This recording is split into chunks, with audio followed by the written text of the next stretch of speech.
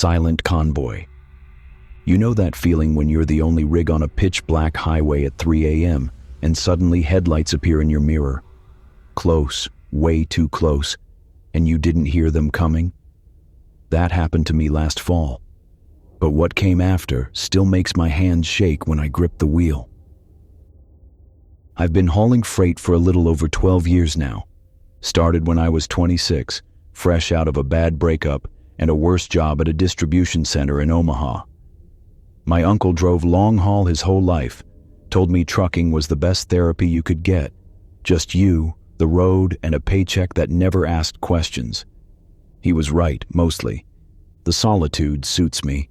I like the hum of the engine, the rhythm of the white lines, the way the world shrinks down to just what's in front of your headlights. Out here, you're nobody. Just another rig pushing through the dark. But that night taught me something my uncle never mentioned. Sometimes the road doesn't just let you disappear. Sometimes it watches. It was mid-October, and I was running a load of industrial piping from Kansas City down to a construction site outside Little Rock. Standard route. I'd done it a dozen times. The weather had been clear all day, but by the time I hit southern Missouri, a thick fog started rolling in, the kind that sits low and heavy, turning your high beams into a wall of white.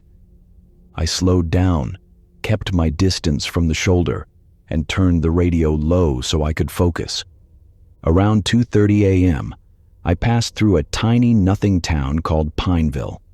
One gas station, a shuttered diner, maybe 3 streetlights total.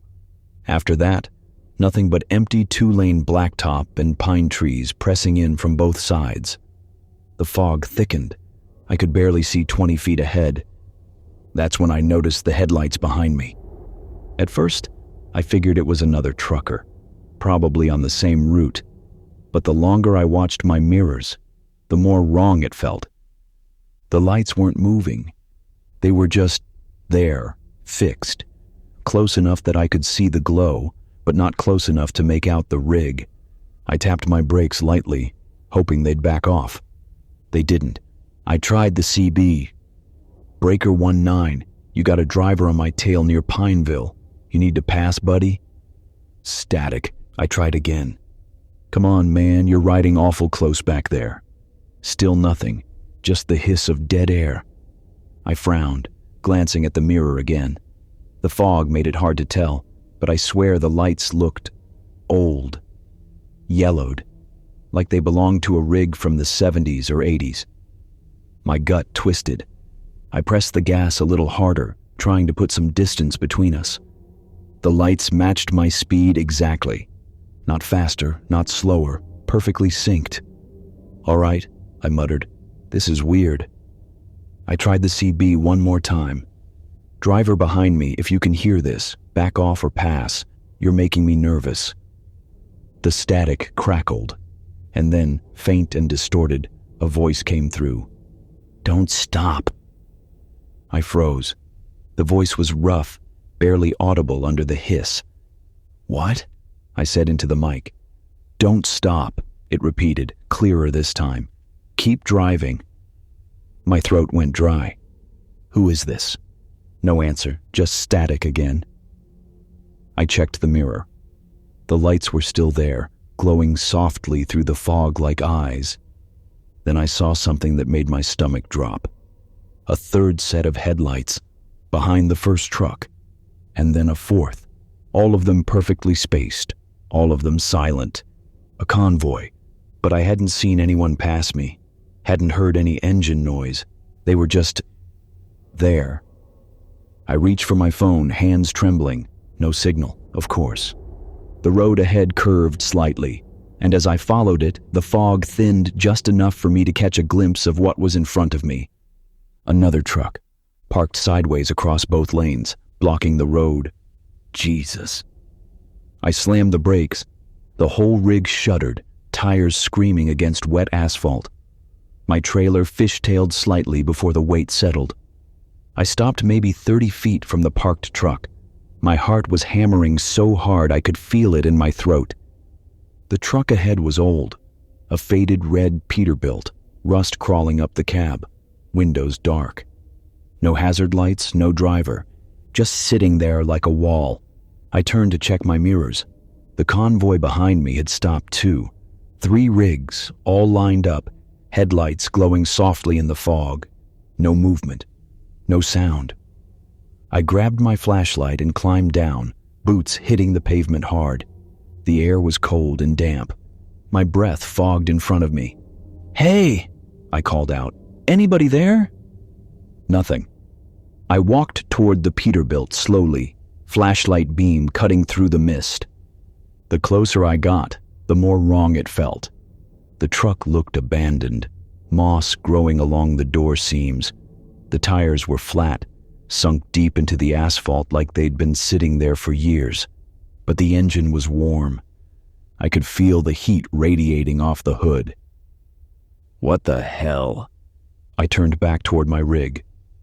The convoy was still there, waiting, and then, one by one, their headlights started to dim, slowly, like someone turning a dial, until they were gone, just the fog, and me, and the rusted Peterbilt.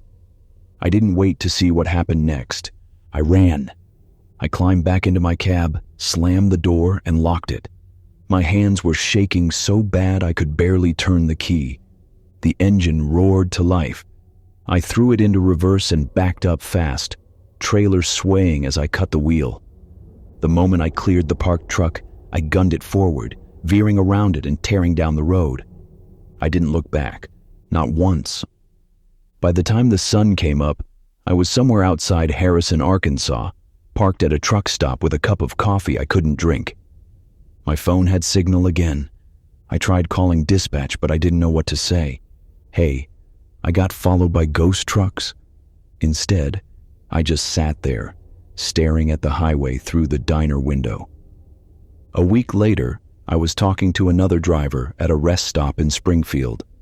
Older guy, maybe 60, with a patched-up Kenworth and a face like worn leather. I mentioned the fog, the convoy, the Peterbilt. He didn't laugh. He just nodded slowly and said, "You drove through Pineville, didn't you?" "Yeah." "How'd you—" "Lot of drivers seen it. That stretch, same story every time. Fog rolls in, headlights show up, old rigs that shouldn't be running." "What are they?" He looked at me for a long time. Then he said, "Drivers who never made it home. I haven't taken that route since. There's a rest stop off Highway 26 in eastern Oregon that doesn't show up on any map. But if you're tired enough, desperate enough, you'll see the sign glowing in the dark."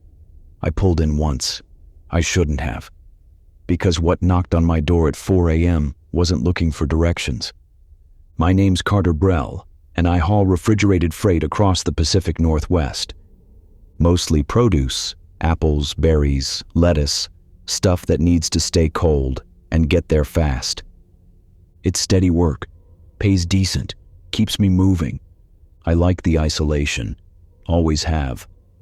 My ex-wife used to say I was allergic to sitting still, and maybe she was right. After the divorce, trucking became the only thing that made sense. No arguments, no expectations, just the road and a delivery deadline. But that night I learned something about isolation. Sometimes you're not as alone as you think. It was late September, and I was running a load of organic greens from Yakima down to a distributor in Bend, Oregon. The route took me through some of the emptiest stretches of high desert you'll ever see. Miles of sage, cracked earth, and the occasional ranch light flickering in the distance. I'd been driving since noon, and by the time I hit Highway 26, it was close to midnight. My eyes were burning, my back ached. I needed to stop. The problem was, there weren't many options out there. The next major truck stop was still 90 miles out, and I was already pushing my hours. I kept scanning the roadside, hoping to spot a pull-off or a rest area. That's when I saw it, a green road sign half hidden by overgrown brush. Rest area, 2 miles. I frowned. I'd driven this route a dozen times and never noticed a rest area here. but exhaustion has a way of making you overlook details, so I took the exit. The off-ramp curved through a stand of juniper trees, their twisted branches casting long shadows under my headlights. The pavement was cracked, weeds pushing through the seams. At the end of the ramp was a small gravel lot, maybe big enough for 5 or 6 rigs. There was a single overhead light, buzzing faintly, casting a sickly yellow glow over the area. A wooden restroom building sat at the far end, its paint peeling, windows dark. No other trucks, no cars, just me. I pulled in, killed the engine, and sat there for a moment, letting the silence settle. The air smelled like dust and juniper, cold but not freezing. I grabbed my thermos, stepped down, and stretched until my spine popped. The restroom door was propped open slightly, swaying in the breeze. I walked over, flashlight in hand. Inside, it was what you'd expect. Cracked tile, rusted sinks, a smell like mildew and old concrete. But it was empty, clean enough. I splashed some water on my face, took a long breath, and headed back to the truck. I climbed into the sleeper cab, pulled the curtain shut, and set my phone alarm for 5 hours. The mattress was thin, but I was too tired to care. Within minutes I was out. I don't know how long I'd been asleep when I heard it. A soft knock. 3 taps, slow and deliberate. Tap, tap, tap. I opened my eyes, groggy, confused. For a second I thought I dreamed it. Then it came again. Tap, tap, tap, right on the driver's side door. I sat up, heart starting to thump. "Yeah?" I called out, voice thick with sleep. No answer. I pulled back the curtain and looked out the window. Nothing, just the empty lot, the buzzing light, the restroom in the distance. I rubbed my eyes, exhaled slowly. "Probably a branch or something," I muttered. I lay back down, and then I heard it again, this time on the passenger side. Tap, tap, tap. My stomach tightened. I grabbed my flashlight and moved to the passenger window, shining the beam outside. Still nothing. But the tapping didn't stop. It moved to the back of the cab, then the trailer, slow, methodical, circling. Tap, tap, tap. Like someone walking around the truck, knocking as they went. "Hey!" I shouted. "Who's out there?" The tapping stopped. Silence. I waited, barely breathing. Then I heard footsteps. Soft, crunching on gravel, moving toward the front again. I leaned forward, trying to see through the windshield, and that's when I saw her. A woman stood just outside the reach of my headlights. She was maybe 30, wearing a faded blue dress that looked too thin for the cold. Her hair hung loose, dark and tangled. She wasn't moving, just standing there staring at the truck. I cracked the window an inch. "You okay?" I called out. "You need help?" She didn't answer, just tilted her head slightly, like she was listening to something I couldn't hear. "Ma'am, it's the middle of the night. You shouldn't be out here alone." Still nothing. Then slowly she raised one hand and knocked on the air 3 times. Tap, tap, tap. Even though she was 10 feet away. I heard it against my door. My breath caught. I yanked the window shut and locked it. "No," I whispered. "No, no, no." She started walking toward the truck. Slow, steady. Her feet made no sound on the gravel. I turned the key and the engine roared to life. The headlights flared. She stopped and smiled. Not a warm smile, not a kind one. Something empty, something wrong. I threw the truck into gear and hit the gas. The tires spun, kicking up dust and gravel as I tore out of the lot. I didn't look back until I was a mile down the highway. When I finally checked the mirror, the rest area was gone. No light, no sign, no exit, just empty desert. The next morning, I pulled into a truck stop near Bend and asked the attendant about the rest area at mile 87. He looked at me like I was speaking another language. "There's no rest stop on 26 till you hit Prineville," he said. "Hasn't been one out that way in 20 years. I showed him my GPS history. The stop I'd made wasn't recorded, like I'd never left the highway. A week later, I was talking to another driver at a fuel stop. Older guy, weathered face, drove a beat-up Freightliner. I mentioned the rest area, the woman, the knocking. He nodded slowly. "You're lucky," he said. "Lucky? She only knocks 3 times after that." He trailed off, staring into his coffee. "After that what?" He looked at me, eyes flat. "After that, she comes inside." I still drive that route, but I don't stop anymore. Not at mile 87. Not anywhere that doesn't show up on the map. Because sometimes, the places that don't exist are the ones you should fear most. And if you ever hear 3 slow knocks in the middle of the night, on your door, your window, your wall, don't ask who's there. Just drive. I've hauled a lot of strange things in 15 years on the road. Livestock that wouldn't stop screaming. Machinery that hummed in the dark. But nothing prepared me for the night I opened my trailer at a delivery dock and found something inside that I absolutely know, was not there when I locked it. Before we get into this one, I've got to ask, have you ever felt like someone was watching you from a place they shouldn't be able to reach? Like through a locked door or from inside a sealed room?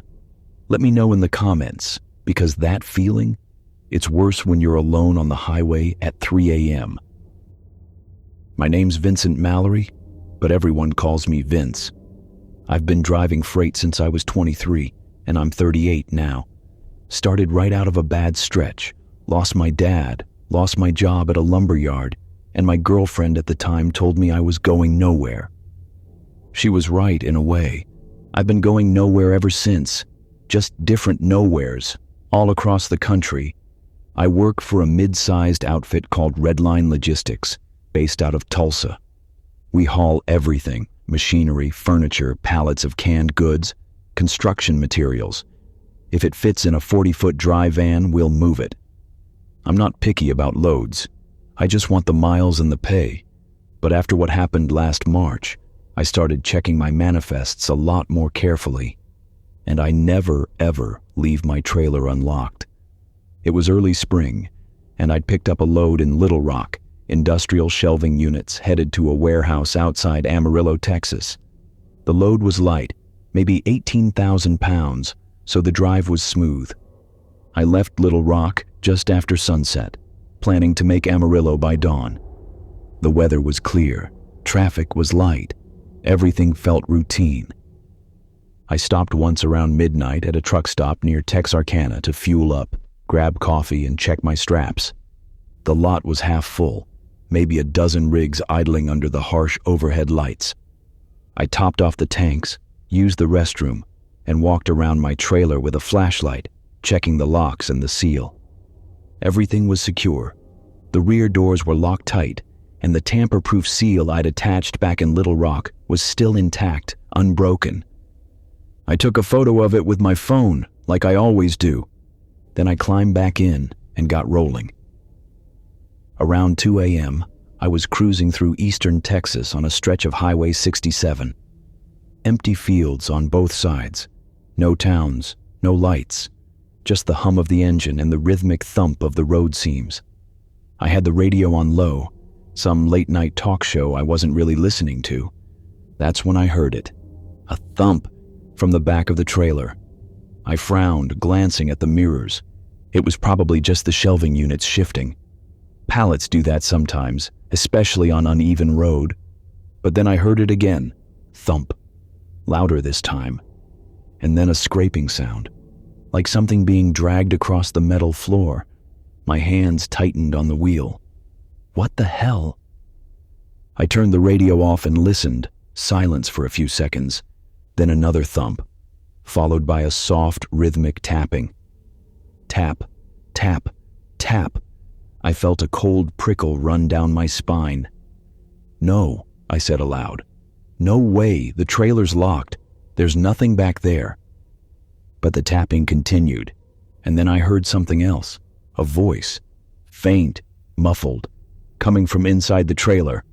I couldn't make out the words, but it sounded like someone calling out. My heart started hammering.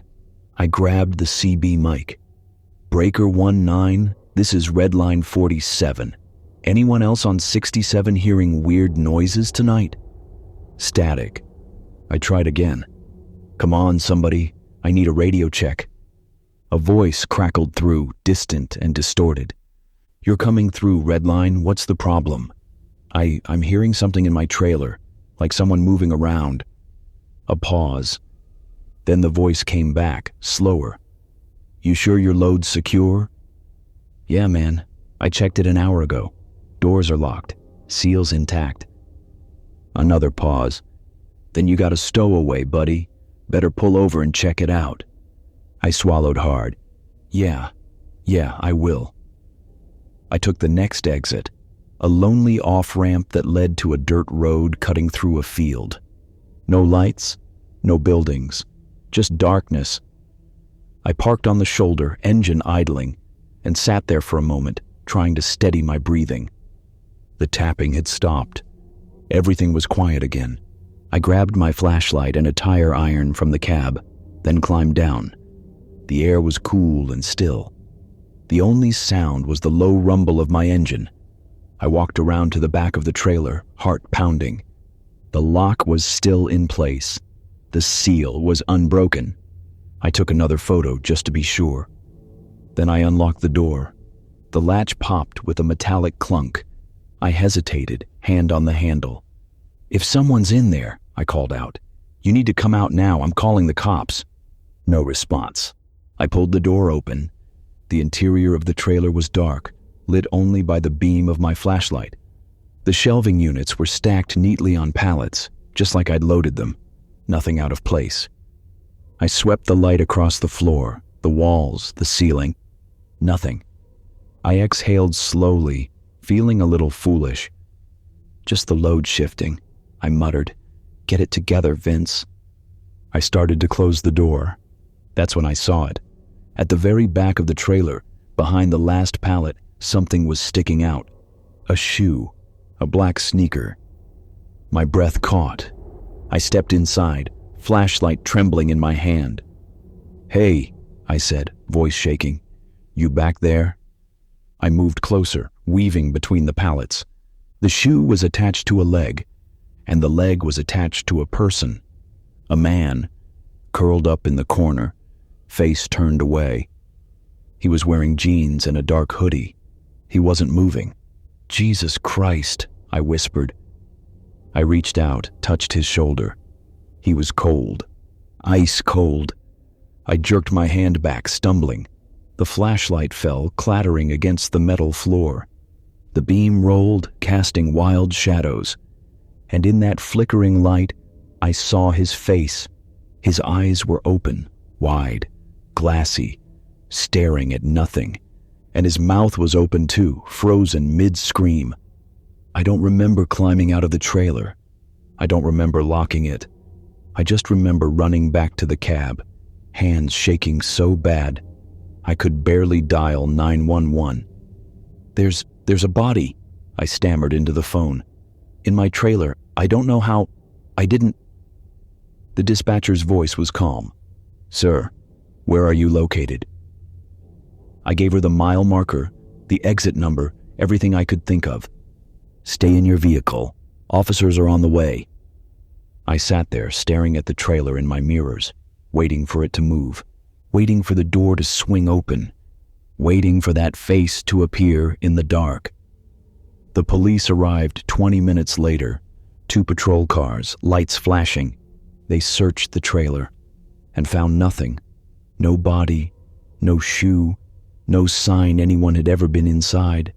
The officer in charge, a graying man with a thick mustache, looked at me with a mixture of pity and suspicion. You sure you saw someone, Mr. Mallory? Yes, I said. He was right there, back corner.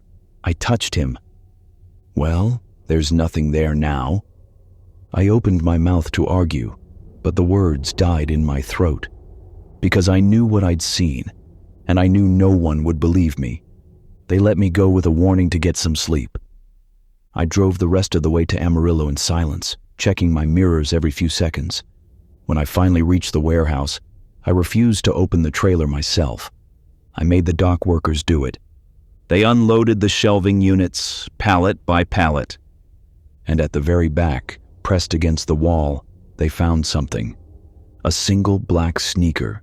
No body, no explanation, just the shoe. I still drive for Redline, but I don't take solo runs anymore. And I never ever open the trailer alone. Because sometimes, the cargo you haul isn't just freight. Sometimes it's something that hitched a ride. And once it's inside, it doesn't always leave. Every trucker knows the unwritten rules of the CB radio. Channel 19 is for the road. Traffic updates, weather warnings, the occasional joke to break up the monotony. But one night, somewhere between Omaha and Des Moines, I heard a voice on Channel 19 that didn't belong to any living driver. And it knew my name. Before we dive in, tell me, have you ever heard something on the radio, the phone, or even in a voice message that made your skin crawl? Something that shouldn't have been there? Drop it in the comments. Sometimes the strangest messages come through the clearest signals. I'm Derek Lansing, 41 years old, and I've been hauling freight since I got out of the Army in 2005. 2 tours overseas taught me a lot about keeping my head down and getting the job done, but nothing about the kind of fear that sneaks up on you when you're alone. I drive for a company called Midwest Freight Solutions out of Lincoln, Nebraska. We handle agricultural equipment mostly, combines, tractors, irrigation systems, heavy stuff that takes time and care to load right. I like the work. It's steady, predictable, or at least it used to be. It was mid-November, and I just picked up a load of tractor parts from a depot outside Omaha. The delivery was scheduled for a farm equipment dealership in Cedar Rapids, Iowa, about 2.5 hours east. I left around 9 p.m., figuring I'd be there before midnight, drop the load, and crash at a motel nearby. The weather was cold but clear.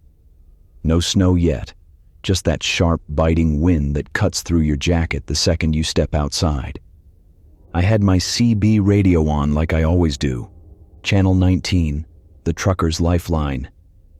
It's where you hear about accidents ahead, speed traps, road conditions, and the occasional bored driver looking for someone to talk to. That night it was mostly quiet. A couple of guys up near Council Bluffs were chatting about fuel prices. Someone else called out a deer crossing near exit 45. Standard stuff. I chimed in once, letting them know the road ahead was clear toward Iowa. Then I settled back, letting the hum of the tires and the low crackle of the radio keep me company. Around 10:30 p.m., I was halfway through Iowa, rolling through a stretch of farmland where the only lights were the occasional farmhouse, miles apart. The CB crackled. A voice came through, low and calm. "Derek." I frowned. No call sign, no context, just my name. I keyed the mic. "Yeah, this is Derek. Who's calling?" Static. I waited, watching the road. Then the voice came again, clearer this time. "Derek Lansing." A chill ran down my spine. Nobody on the CB should know my full name. Most drivers don't even use real names. They use handles, nicknames. "Who is this?" I said, trying to keep my voice steady. No response, just the faint hiss of static. I turned the volume down and kept driving, telling myself it was probably just someone messing around. Maybe a driver who recognized my rig. Maybe someone from dispatch playing a prank. But something about the voice felt wrong. Too calm, too deliberate. 10 minutes later, the CB crackled again. "You're making good time tonight, Derek." My hands tightened on the wheel. I grabbed the mic. "All right, enough. Who the hell is this?" Silence. Then slowly, the voice spoke again. "You should slow down. There's something ahead." My heart started pounding. I glanced at the road ahead. Empty, just 2 lanes cutting through dark fields. "What's ahead?" I demanded. "You'll see." The static cut out. I tried switching channels, but every frequency was dead, just silence. I turned the CB off completely, hands shaking. "Screw this," I muttered. But a minute later, the radio crackled back on by itself, and the voice returned. "Don't turn me off, Derek. I'm trying to help you." I stared at the radio in disbelief. How are you doing that?" "You need to listen," the voice said, calm and patient. "There's a car stopped in your lane, 1 mile ahead, no lights." My breath caught. "What?" "Slow down, now!" I eased off the gas, heart hammering. The road ahead looked empty, but I slowed anyway, down to 50, then 40. And then I saw it, a dark sedan parked dead center in the right lane. No hazards, no taillights, just sitting there like a shadow. I swerved into the left lane, narrowly missing it. My trailer swayed, tires squealing. "Jesus Christ," I shouted, gripping the wheel. I pulled over onto the shoulder, shaking, and grabbed my phone to call 911. Before I could dial, the CB crackled again. "You're welcome, Derek." I stared at the radio. "Who are you?" I whispered. A long pause. Then the voice spoke, softer this time. "Someone who used to drive this road." The static faded, and the radio went silent. I sat there for a long time, trying to process what had just happened. Finally, I called 911 and reported the car. The dispatcher said they'd send someone to check it out. I didn't mention the voice on the radio. What would I even say? When I got to Cedar Rapids, I unloaded the parts and checked into a motel. I couldn't sleep. I kept thinking about the voice, the way it knew my name, the way it turned the radio back on. The next morning, I called my dispatcher and asked if anyone else had been on the route last night. "No," he said. "You were solo. Why?" "No reason," I lied. Before I left, I stopped at a truck stop and asked the clerk if she'd heard any stories about the stretch of highway I'd been on. She gave me a strange look. "You mean Route 80 between Omaha and Des Moines?" "Yeah." She hesitated, then leaned in. "There was a driver who died out there a few years back, hit a stalled car in the middle of the night. No lights, no warning, died instantly." My stomach dropped. "What was his name?" She shook her head. "I don't remember. But they say sometimes drivers hear him on the CB, trying to warn people, trying to save them." I thanked her and left, hands trembling. A week later, I was hauling a load through Nebraska when the CB crackled to life. Same voice, same calm tone. "Hello again, Derek." I didn't answer. "You don't have to be afraid," it said. "I'm just keeping an eye out." I swallowed hard. "Why me?" A long pause, then, quietly, "Because I wasn't fast enough for myself." The static returned, and the voice was gone. I still drive Route 80, and every time I do, I keep the CB on Channel 19. Not because I want to hear the voice again, but because I know somewhere out there, someone's still watching the road. And if he calls my name again, I'll listen. Because the dead don't lie about what's ahead. At Flagstaff, Arizona. Nice enough guy, quiet, polite, said he just needed a ride to the next town. When we got there, he thanked me and stepped out. But 3 hours later, when I stopped for fuel 200 miles away, I found him sitting in my sleeper cab, and he was smiling. "Before we get rolling, I want to ask you something. Have you ever given someone a ride and regretted it? Or felt like someone got into your car who never really left? Tell me in the comments. Because once you let the wrong person in, getting them out isn't always that simple." My name's Paul Hendricks, 52 years old, been driving trucks for 26 of them. I started back in 1999, after my construction company went under during a rough winter in Montana. Needed work, Needed to move, and trucking gave me both. I'm with a company called High Desert Freight out of Phoenix. We run loads all over the Southwest: California, Nevada, Utah, New Mexico, Arizona. Mostly dry goods, sometimes electronics, occasionally livestock, though I try to avoid those runs if I can. Animals make me nervous. They sense things people don't. Looking back, maybe I should have trusted that instinct. It was late August, one of those brutal desert summers where the heat sits on you like a weight even after the sun goes down. I'd picked up a load of bottled water in Phoenix, ironic I know, and was hauling it up to a distribution center in Flagstaff. The drive's only about 2.5 hours, but I'd been on the road since dawn running shorter routes, and I was wiped. I planned to drop the load, grab a meal, and catch a few hours of sleep before heading back. The highway was clear. Traffic was light, just me and the shimmering heat rising off the asphalt. Around 7 p.m., I was climbing through the mountains north of Black Canyon City when I saw him. A man standing on the shoulder, thumb out. Tall, maybe 6'2", wearing jeans, a faded denim jacket, and a baseball cap pulled low. He had a small backpack slung over one shoulder. I usually don't stop for hitchhikers. Company policy says don't, and besides, you never know who you're letting into your cab. But something about him looked normal, harmless.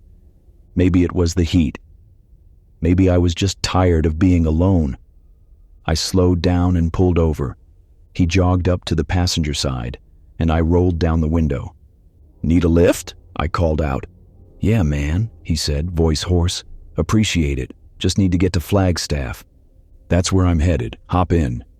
He climbed up, set his backpack on the floor, and shut the door. Up close, he looked maybe 40, with a sunburned face, stubble, and tired eyes. Not threatening, just worn out. "Name's Paul," I said, pulling back onto the highway. "Eddie," he replied, settling into the seat. "Thanks for stopping. Been out there for over an hour." "Hot as hell today. Surprised you didn't pass out." "Yeah," he said, wiping his face with his sleeve.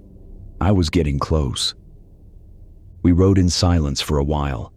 I kept the radio on low, some classic rock station, and Eddie just stared out the window. He didn't ask questions, didn't make small talk, just sat there, quiet. I liked that. Some hitchhikers talk your ear off. Eddie seemed content to just ride. About 45 minutes later, we rolled into Flagstaff. I pulled into a gas station near the edge of town, figuring he'd want to get out there. "This work for you?" I asked. "Yeah, perfect." He grabbed his backpack and opened the door. "Thanks again, Paul. Really."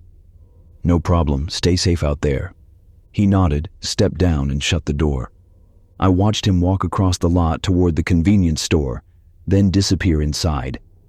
I fueled up, grabbed a sandwich and a coffee, and got back on the road. My delivery was still an hour north, and I wanted to get it done before dark. I dropped the load just before 9 p.m. at a warehouse outside town. The dock crew unloaded fast, and I was cleared to leave by 9:30. I decided to push on instead of stopping for the night. If I drove straight through, I'd be back in Phoenix by midnight. I grabbed my logbook, checked my fuel, and climbed into the cab. That's when I smelled it. Cigarette smoke. Faint, but unmistakable. I frowned. I don't smoke, and I don't let passengers smoke in my truck. Maybe it had drifted in from outside when I opened the door. I shrugged it off and started the engine. As I pulled out of the lot, I heard a sound from behind the curtain separating the cab from the sleeper. A soft rustling, like fabric shifting. My heart skipped. I glanced at the curtain. "Hello?" I said, voice tight. No answer. I reached back and pulled the curtain open, and there he was. Eddie. Sitting on my bunk, backpack beside him, legs crossed, smiling. I slammed on the brakes. "What the hell?" "Relax, Paul," he said, raising his hands. "I'm not gonna hurt you." "Get out," I shouted. "How did you—" When did you—" "At the gas station," he said calmly. "You left the door unlocked when you went inside. Figured you wouldn't mind giving me a lift a little further." "I do mind," I said, heart pounding. "Get out. Now." He didn't move, just kept smiling. "Come on, man. It's late. I've got nowhere to go. Just let me ride to Phoenix. I'll stay back here. You won't even know I'm here." I said, "Get out." I reached for my phone, but he leaned forward, eyes locked on mine. "Paul," he said, voice dropping, "you really don't want to do that." Something in his tone made me freeze. Not a threat, just certainty, like he knew something I didn't. I swallowed hard, hand hovering over the phone. "Please," he said, softer now. "Just Phoenix, then I'm gone, I swear." I stared at him, mind racing. Every instinct told me to call the cops, but something else, something quieter, told me not to. Finally, I nodded. "Phoenix, then you're gone." "Deal," he said, leaning back. I pulled the curtain shut and got back on the road, hands shaking. For the next 2 hours, I didn't hear a sound from the back. No movement, no breathing, nothing. I kept glancing at the curtain, waiting for it to move. But it didn't. Around 11:30 p.m., I pulled into a rest area south of Camp Verde to use the restroom. I locked the cab from the outside and hurried in. When I came back, I checked the sleeper, empty. The backpack was gone. Eddie was gone. I exhaled, relief flooding through me. "Thank God," I muttered. I climbed back in and kept driving. When I got back to Phoenix, I pulled into the yard and parked. It was just after midnight. I grabbed my logbook, locked the cab, and headed toward the office to check in. That's when I saw him, Eddie, standing under a streetlight near the fence, watching me. I froze. He raised one hand in a slow wave. Then he turned and walked into the dark. The next morning, I told my dispatcher what happened. He pulled up the security footage from the yard. There was no one there. Not at midnight. Not at any time that night. Just me, walking across the lot alone. I don't pick up hitchhikers anymore. And I check my sleeper cab every time I get in. Because sometimes the person you let in doesn't leave when you ask. They just wait until the next ride. I've driven through every kind of weather. Blizzards, dust storms, floods that turned highways into rivers. But nothing prepared me for the night. A pair of headlights appeared behind me on an empty Montana road and followed me for 300 miles without ever getting closer or further away. Before we roll deeper into this, let me ask, have you ever felt like you were being followed, but every time you checked, there was nothing there? Or maybe something was there, but it shouldn't have been? Drop a comment, because being watched is one thing, being followed is another. My name is Russell Kane, but most folks call me Russ. I'm 44, been trucking since I was 26. Started out doing regional runs in the Midwest, Illinois, Wisconsin, Michigan. But over the years, I drifted west. These days, I'm based out of Billings, Montana, running freight for a small outfit called Northern Range Logistics.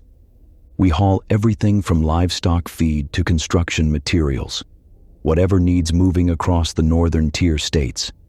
The work's hard, the hours are long, but I've never minded. I grew up on a ranch outside Miles City. Solitude doesn't scare me. Wide open spaces feel like home, or at least they used to. It was early March, right at the tail end of winter, when the snow starts to melt during the day, but refreezes at night, turning the roads into skating rinks. I'd picked up a load of steel beams in Great Falls, headed for a job site near Missoula, about a 4-hour drive west on Highway 200. It's a beautiful route when the weather's good, follows the Blackfoot River through mountain passes and dense pine forests. But at night, especially in winter, it's as lonely as roads get. I left Great Falls around 6 p.m., just as the sun was setting behind the mountains. The sky was clear, stars already coming out, and the temperature was dropping fast.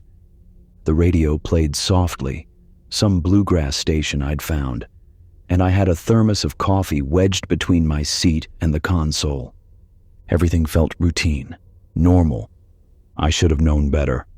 About an hour into the drive, I was deep into the mountains, winding through curves with steep drops on one side and rock walls on the other. No other traffic, no lights except my own headlights cutting through the dark. That's when I noticed them. Headlights in my mirror. 2 small yellowish beams, maybe half a mile back. I didn't think much of it at first.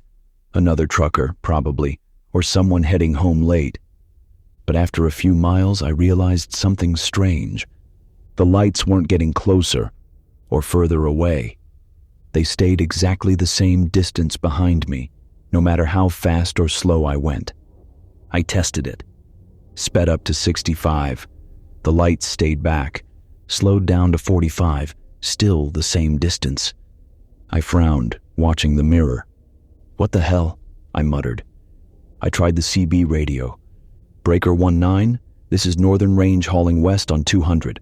Got a driver behind me out here?" Static. "Anyone copy?" Nothing. I switched channels, tried again. Still nothing but dead air. I turned the radio off and kept driving, eyes flicking between the road and the mirror. The lights stayed with me. Another 30 minutes passed. The road straightened out for a stretch, and I pushed the rig up to 70, hoping whoever it was would either pass me or fall back. The lights didn't change. Same distance. Same yellowish glow. My chest started to tighten. I'd been driving long enough to know when something felt wrong, and this felt very wrong. I tried my phone. No signal.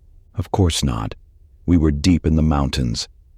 I exhaled slowly, trying to stay calm. "It's just another driver," I said aloud.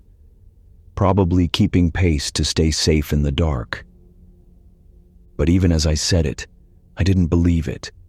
Around 8:30 p.m., I passed through a tiny town called Lincoln. Population maybe 300.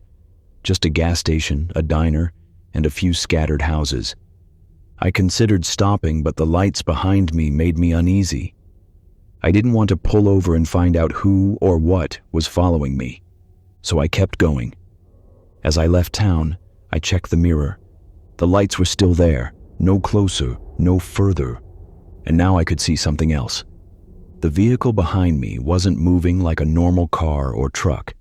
It wasn't swaying with the curves, wasn't dipping with the bumps.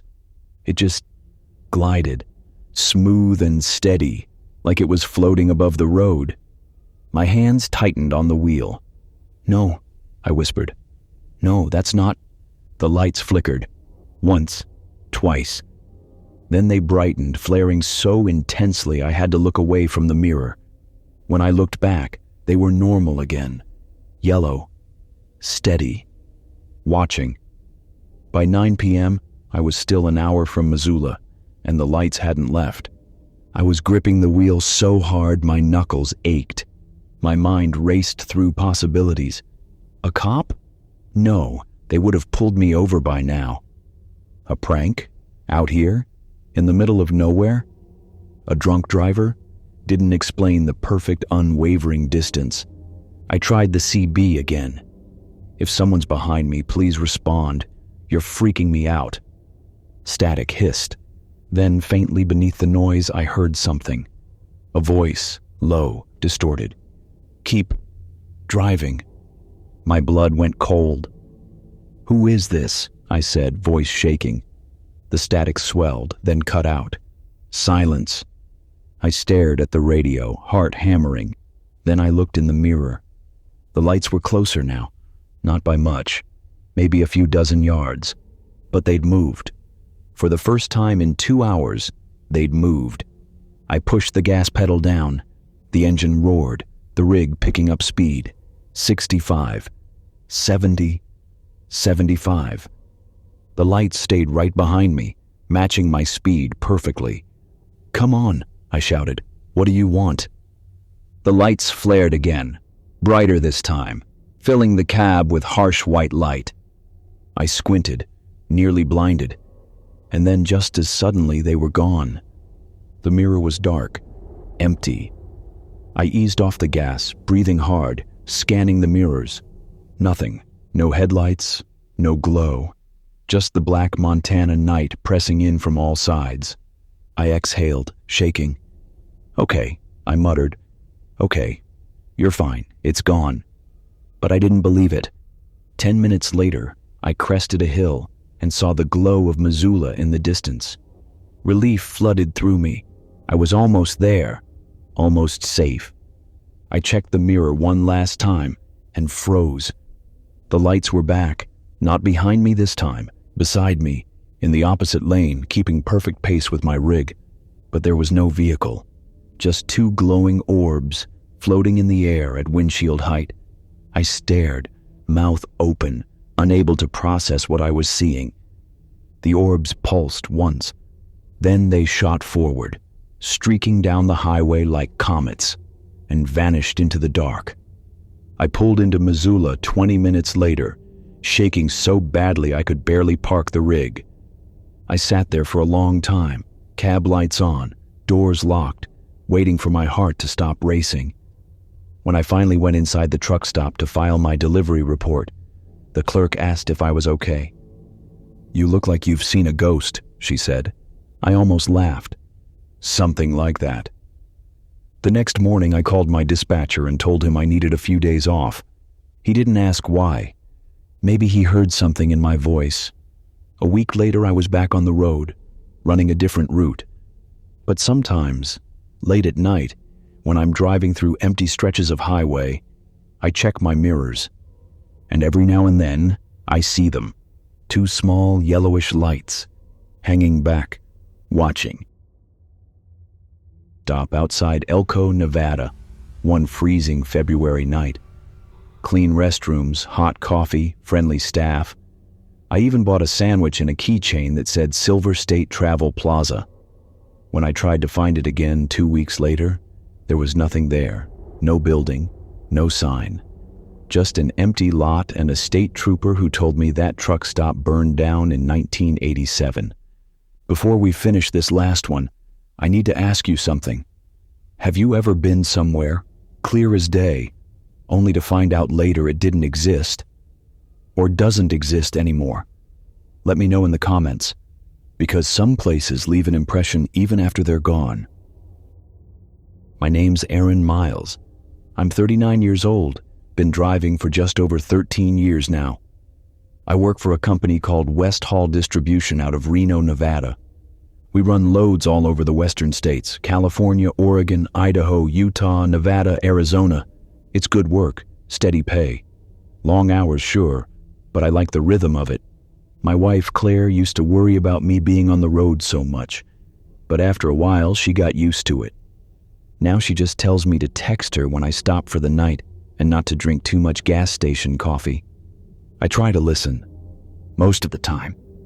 This happened in mid-February, during one of those cold snaps that rolls through Nevada and freezes everything solid. I was hauling a load of furniture, mattresses, bed frames, dressers, from a warehouse in Sacramento to a distribution center in Salt Lake City.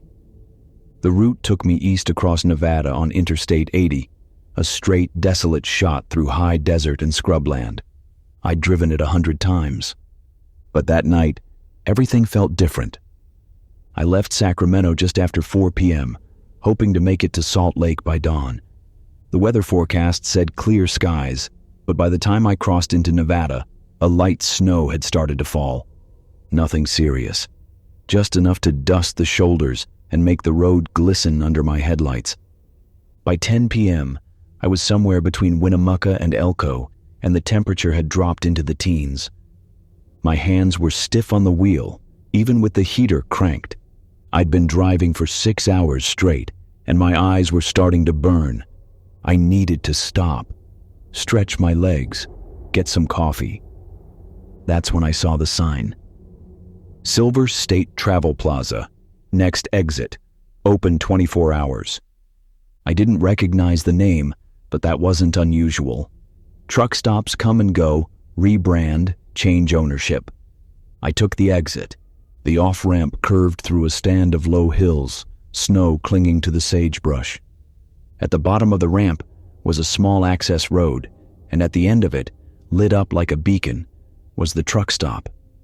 It was a classic setup. Single-story building with a diner attached, a convenience store, fuel pumps out front, and a decent-sized parking lot for rigs. The sign above the entrance glowed in neon. Silver State Travel Plaza. A few other trucks were parked in the lot, their running lights glowing softly in the snow. I pulled in, killed the engine, and climbed down. The cold hit me like a slap. My breath fogged thick in front of me.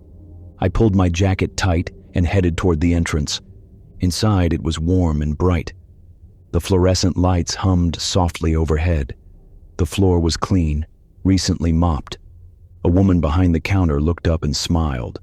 Mid-50s, graying hair pulled back in a ponytail, wearing a green apron. "Evening," she said. "Cold one out there, huh?" "Yeah," I said, stomping the snow off my boots. "Came out of nowhere." "Always does this time of year. Coffee's fresh if you need it." "Thanks. I'll take a large." She poured it into a thick ceramic mug and slid it across the counter. I paid, wrapped my hands around the mug, and let the heat seep into my fingers. The place was quiet. A couple of other drivers sat in the diner section, heads down over plates of food. An old man in a John Deere cap was flipping through a magazine near the window. Everything felt normal, comfortable even. I grabbed a pre-made sandwich from the cooler, paid for that too, and noticed a display of keychains near the register. Little metal tags with Silver State Travel Plaza stamped on them. I grabbed one, thought Claire might get a kick out of it. "Take care out there," the woman said as I left. "You too." I ate the sandwich in my cab, finished the coffee, and got back on the road. The snow had stopped, and the sky had cleared. Stars stretched out overhead like scattered salt. I felt better, refreshed. By the time I rolled into Salt Lake City the next morning, I'd almost forgotten about the stop entirely. 2 weeks later, I was running the same route, Sacramento to Salt Lake. I left in the afternoon again, figuring I'd time it right to stop at the Silver State Travel Plaza around the same time as before. Good coffee, decent sandwich. Why not make it a regular stop? But when I got to the area where I remembered the exit, I couldn't find it. I drove past Winnemucca, past the stretch of road where I'd seen the sign. No exit, no sign, nothing.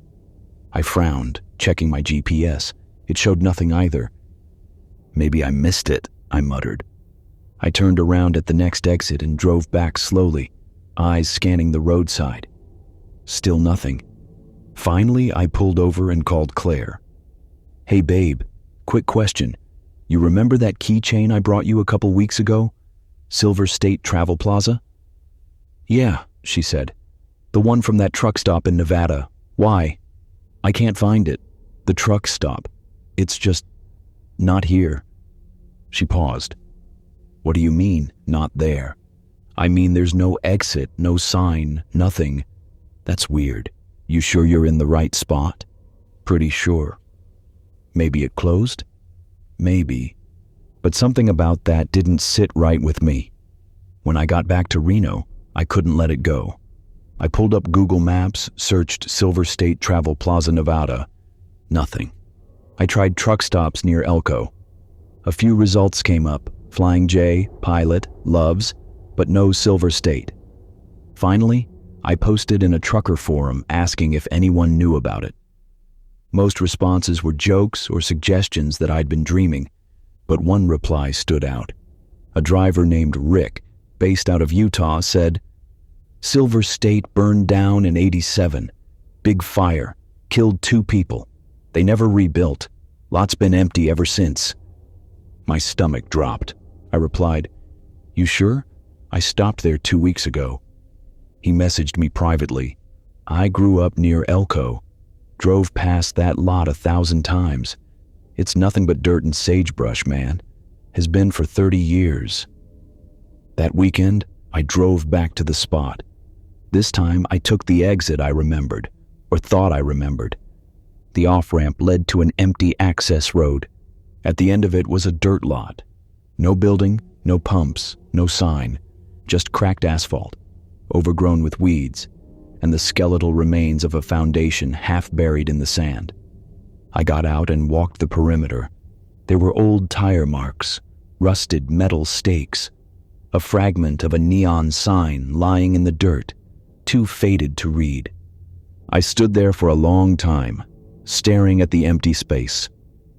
Then I reached into my pocket and pulled out the keychain. Silver State Travel Plaza. The metal was cold in my hand. When I got home, I showed Claire. She turned it over slowly, frowning. "Where did you really get this?" "I told you, the truck stop." "Aaron?" "I know how it sounds." She looked at me and I could see the worry in her eyes. "Maybe you were just tired. Maybe you stopped somewhere else and got confused." "Maybe," I said. But I didn't believe it. A month later, I was talking to another driver at a fuel stop in Winnemucca. Older guy, weathered face, drove a beat-up Freightliner. I mentioned the Silver State, half joking. He didn't laugh. "You stopped there?" he asked quietly. "Yeah, or I think I did." He nodded slowly. "Some places don't let go easy, especially the ones that burned." "What do you mean?" He looked at me for a long moment. "Folks died there, son. Died scared. Died fast. Sometimes a place like that, it holds on, keeps running, even after it's gone." He tapped his coffee cup against mine. "You ever go back? Don't stay long?" "I haven't taken that route in 3 months, but last week I was hauling through Idaho, and I stopped at a different truck stop, one I'd been to before, plenty of times. As I was leaving, I glanced at the keychain display near the register, and there it was. Silver State Travel Plaza. Same design, same metal tag. I asked the clerk about it. She looked confused. "We don't carry those," she said. I pointed. She looked where I was pointing. The display was full of keychains, but none of them said Silver State. I still have the keychain. It sits in my glove box.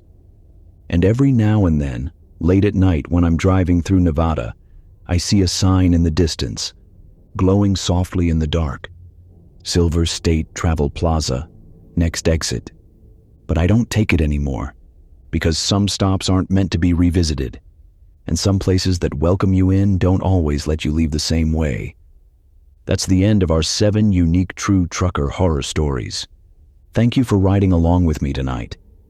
I hope these stories gave you that gentle chill, that quiet unease that makes you look twice at the road ahead. If you enjoyed these tales, don't forget to like the video and subscribe for more bedtime stories.